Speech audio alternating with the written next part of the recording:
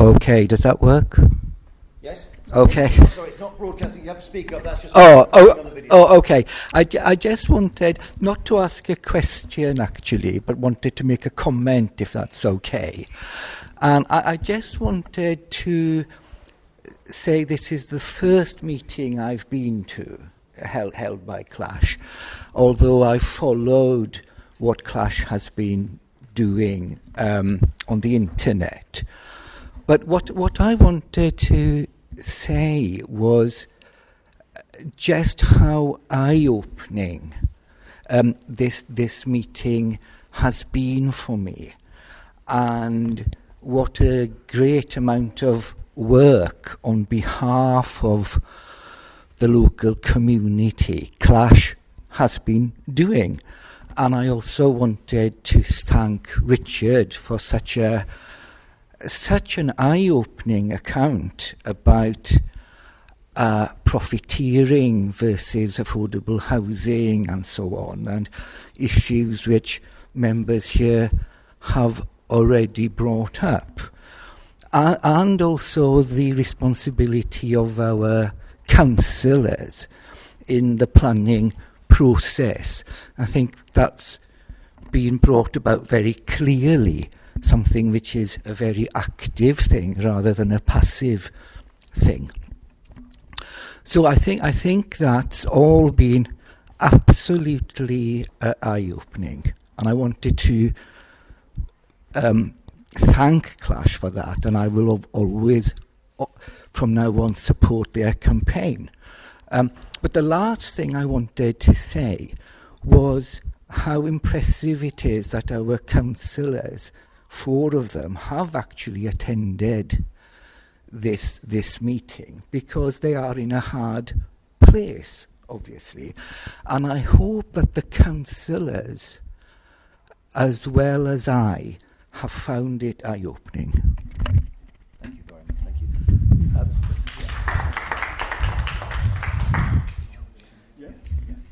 So, just wanted to ask maybe Richard or councillors, given that the Greenbelt Review, the Arab Review, has indicated that this site shouldn't be brought forward for development, how much weight does that hold in the process?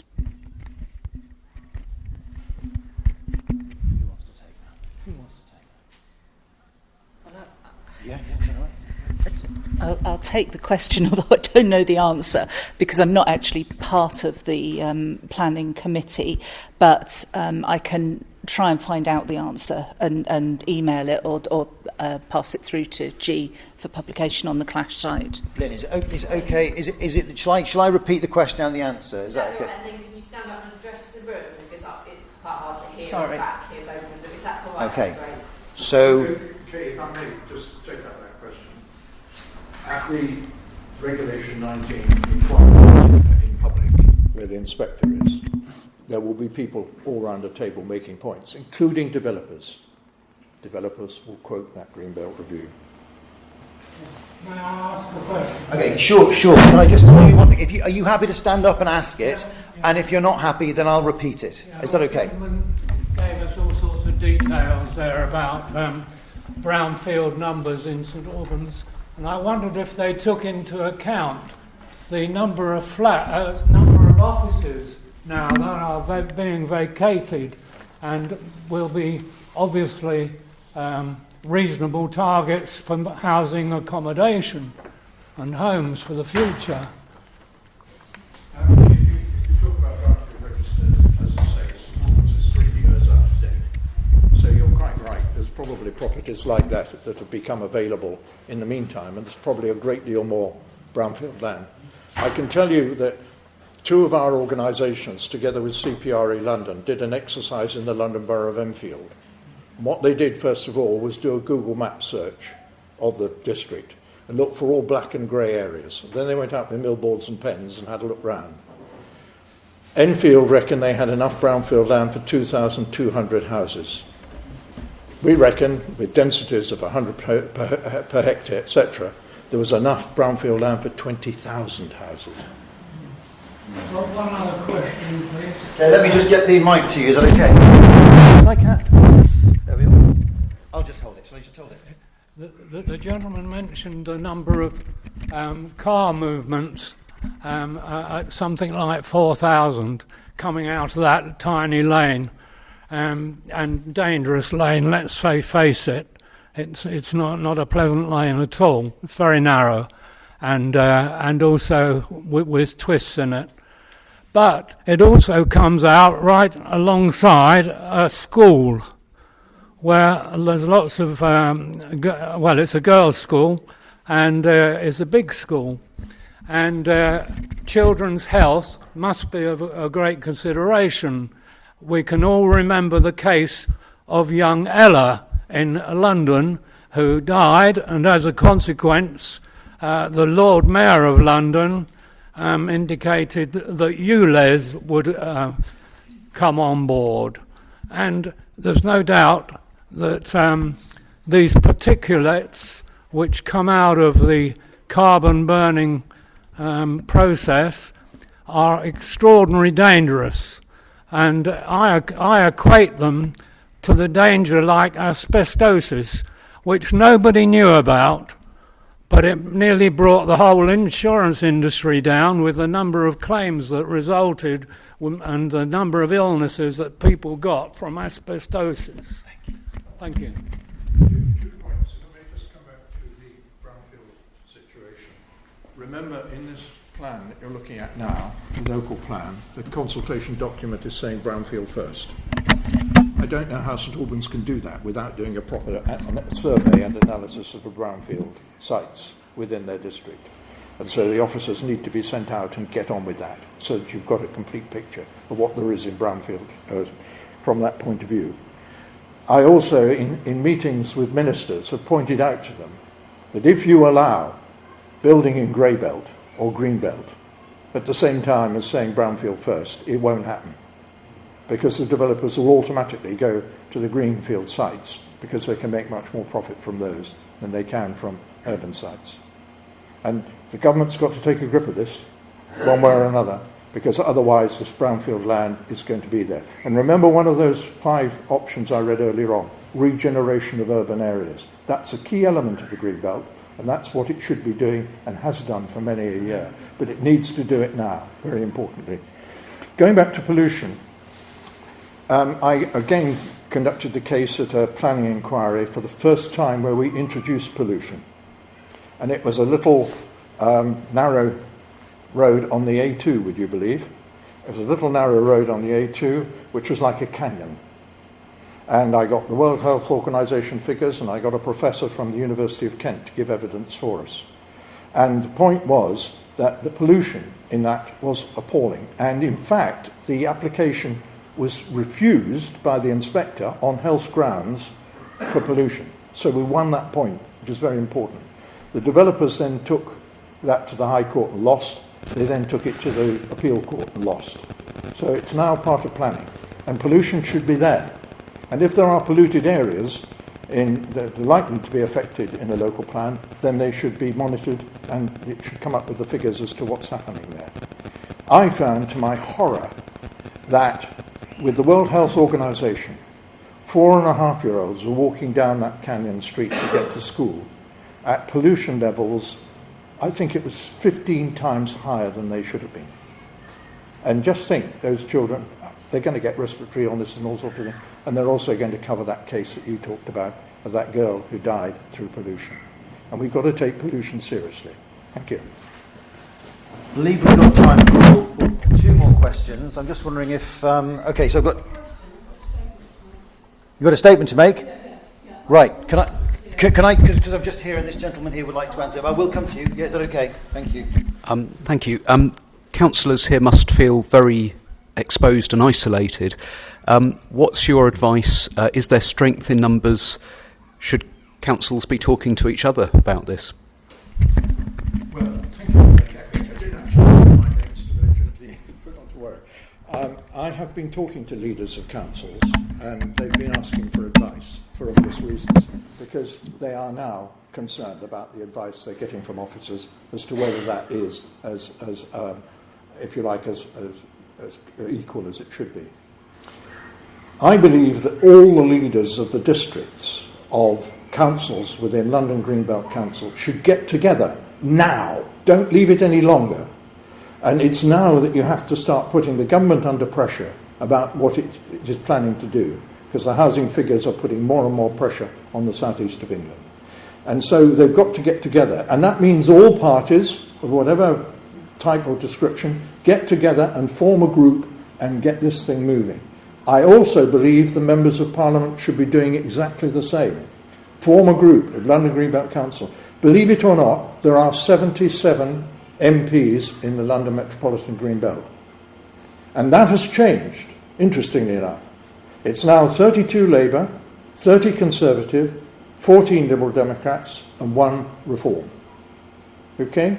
So that is, the balance has actually changed. Therefore, there are plenty of Labour members of Parliament, 32 of them, with Greenbelt in their constituency. The pressure needs to be put on. Thank you. Thank you. Shall I come to you for your statement? Do you still have to make...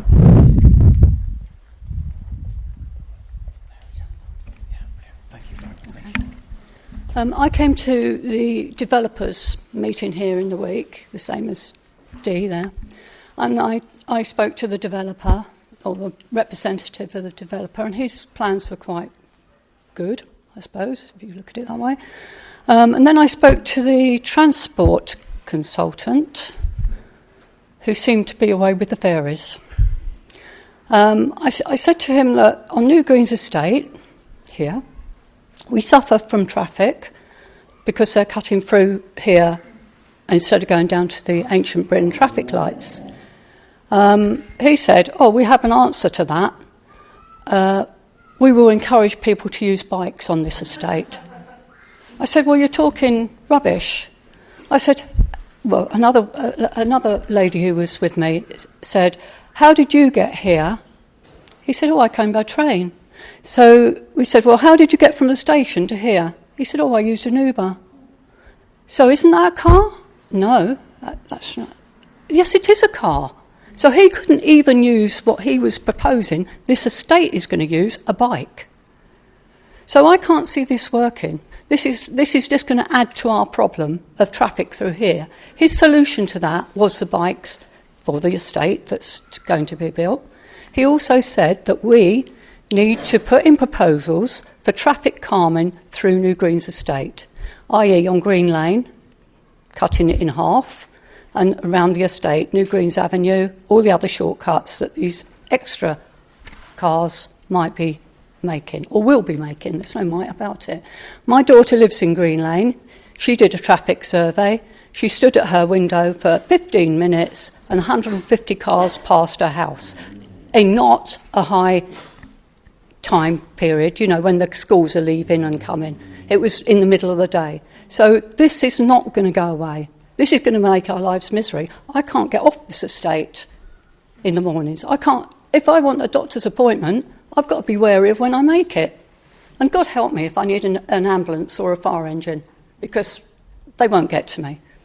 That's all I've got to say. Can I just say that where the promises the developers make, I've seen several applications where they've included a doctor's surgery which has subsequently disappeared under the variability agreement because they can't afford to do it. I would say the grave danger in all this, and this is to the councillors, please, the grave danger in all this is your deliverability. You aren't going to be able to deliver the houses for which you're going to have to put forward. If you like, a developer, believe it or not, did a report, and I used it at an inquiry. He said that most of the builders, especially around London, the majority of them are over 50 and going to retire very shortly, and that was something like 10 years ago. So they've gone. There aren't the workers, there aren't the resources to build these houses. They won't happen. You'll be left with land, with planning permission, which the developers will bank, and they will make a tremendous profit on it. And they will continue to do that, and they'll put pressure on the government in order to let them get more and more of that. The other thing to watch out for, and particularly we noticed this morning having a look at the site, is it's a trick of developers to either buy land, which is immediately around the urban area of the Greenbelt. In other words, as it goes out, the urban area ends and then there's Greenbelt. It's that land there which is most under threat. They will buy that land or they'll take options out on it, which is what they've done. They aren't required to put that in the land registry, so we don't know the extent of it. All we do know is that when they have bought the land and they have dealt with it in that basis, they then allow it to go degraded. And you see the Carla site today is totally degraded. And that's on purpose, because they can then come and say that's grey belt, so we want to build on that. Do watch this, because that's what developers will do. They'll buy or take options on land and they'll deliberately degrade it. And just to leave on a slightly amusing note, when I was a councillor for this ward in the London Borough of Bromley, we fought off an application from a developer who was going to build a village with a church, a school and a pub. Have you ever heard of anything? And we thought, yeah, we've heard all this before. So we fought it off. And then the locals came to me and they said, what can we do to stop them building on that site? And I said, wait until after midnight and plant oak trees all over it. And when they're big enough, apply for a tree preservation order. 23 years later, I'm having lunch with my sister, who lives near the site, and there's a knock at the door. Tell Richard, we've just got our tree preservation order.